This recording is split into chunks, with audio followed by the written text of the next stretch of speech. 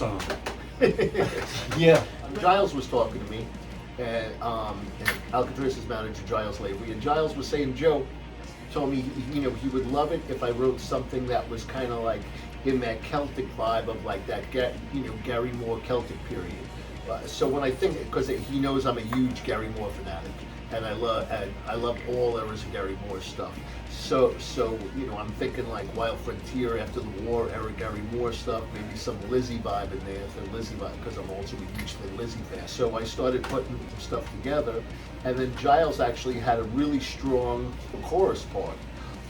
You know, and he just kind of sang a melody and sent it to me in an MP3, and then I kind of crafted the track around that, and then Doogie put the rest of the thing together as far as the melodies of the verse and the pre-chorus and that kind of thing, and it really came out super strong. It's like one of those things where I really wasn't sure about it, and it's kind of cool because it's a bit of a departure from some of the other tracks on the record, yet it manages to fit perfectly.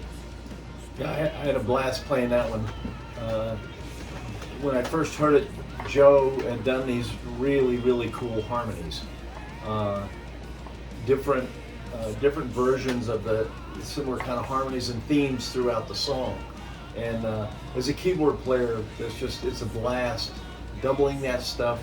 And I get to pick which harmony I want to play, and then you go back later and you listen, and you go, hey, you know what? I'm going to put the low one on there as well. And it just kept getting thicker and better, and really fun melodies and great melodies. Yeah, and Doogie killed it. Again, one of those tracks where you felt like the track was Doogie'd always been there.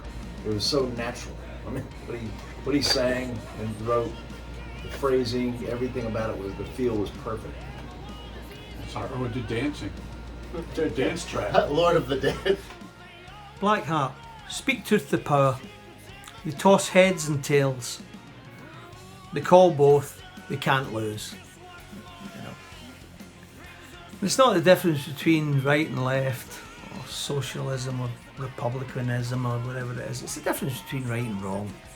You know, when people are getting put in jail because they're stealing food to live, and government ministers are given 180 billion contracts to people who buy the wrong equipment through a middleman that they met at university or went to the right school. That's fucking wrong. So that's what it's about. It's about standing up and going, do you know what? We've had enough of this shit.